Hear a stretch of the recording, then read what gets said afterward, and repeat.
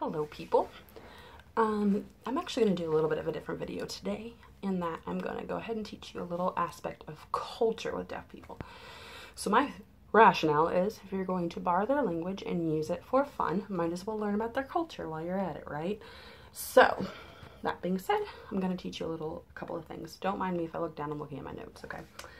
So why should we learn about culture? Like I said, if we're borrowing their language, we might as well honor them by appreciating their culture. So the biggest thing is how you get good at sign language quickly is, talk to deaf people. So deaf people are very, very patient with people who are first learning to sign. As long as you don't give up and you try your best, deaf people are pretty receptive to you trying to sign with them. So if you see a deaf person, don't go, oh, I know sign language, I'm gonna go talk to you. But if you're in a situation where you either know the deaf person or somebody else you know knows the deaf person, go ahead and practice when you can. Or just practice anytime you can. Like anytime you see something, if you know the sign for it, just practice the sign. And I will teach you the grammar of signs. And so the more you learn, the more you practice, the better you get, the faster. Okay. Okay.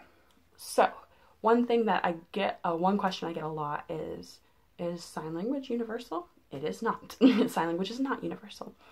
ASL, American Sign Language, which we use here in America, is also used in Canada. We are the only two countries that use ASL, whereas Mexico, Spain, England, Pakistan, Russia, Germany, they all have their own individual sign languages, okay?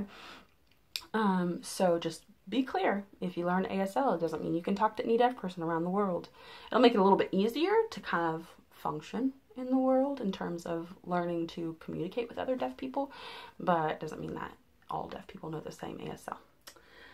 Also, just understand that ASL is actually a conceptually based sign system. It is not, you have one word and then you have a sign for each word, like there is one sign for run. No, because in English, we have one word for run, but it means like you're actually physically running, your car is running, you have a run in your stocking, so you're gonna run errands. Like run in English is one word, but has many different meanings. So that means in ASL, we will have that one word for run, but we will use a myriad of different signs to go ahead and satisfy that one word in English, because it is based on concepts, meaning that a word isn't necessarily a concept. So you have to think about a picture. ASL is a picture, okay? So we are not just going, okay, my name is blah, blah, blah, blah, blah. We're doing the concept of it. So me, I have a name, and this is the name, and that's usually the grammar in ASL. So that being said, if you're practicing and you're learning words, don't think that you can just go, oh, this word means this sign, or this sign means this word. It doesn't always mean that way. So the more we get into it, the more we practice, the more you're going to realize, oh, okay, it's a picture. So understand that there's not always a sign equivalent to every word in English. A lot of times there are one word in English, you'll have to explain it for a very long time to get to the same conceptual equivalent in ASL. So just think about that when you're practicing and when we learn our grammar, okay? Okay, as far as culture with deaf people, eye contact is very important. And I wonder why.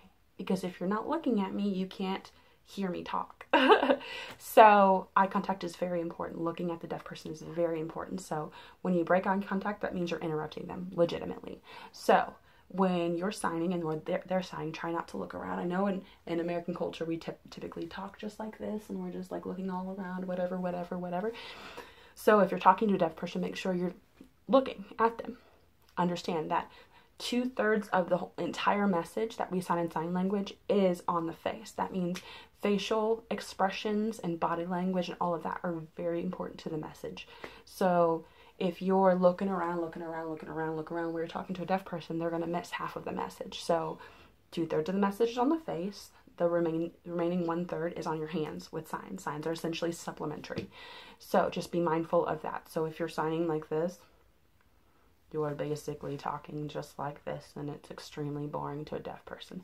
But you notice that when I'm talking, my voice is doing this, up and down, inflection. So your inflection is going to be on your face.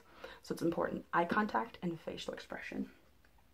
Also, when a deaf person is signing, or a hearing person, whomever you're signing with, it's important to not look at their hands. Why? Again, because the message is on the face. So if you're looking at their hands, you're going to miss a lot of things because there's a lot of cues on your face. So you'll know if someone's mad or someone's happy or someone's sad or someone's serious or someone's joking. Like, if someone's signing just like that, like, you know that they're like either embarrassed or like, ha ha ha. So it's very important to make sure your face is matching the signs that you're giving. So if you say, my name is whatever, but you're like, that means my name's whatever, like whatever. Yeah, so just be mindful of your facial expressions. So what else? Alrighty, so I will do a separate video related to grammar because it's a little bit harder, but all in all, that's the basics in terms of deaf culture, and like when you are very first beginning with deaf people and first beginning learning sign language. So I will set up more cultural videos as we go along, explaining more in depth about the culture so we understand. However, this is just your beginning. So I hope you enjoyed it. If you have any questions, go ahead and email me.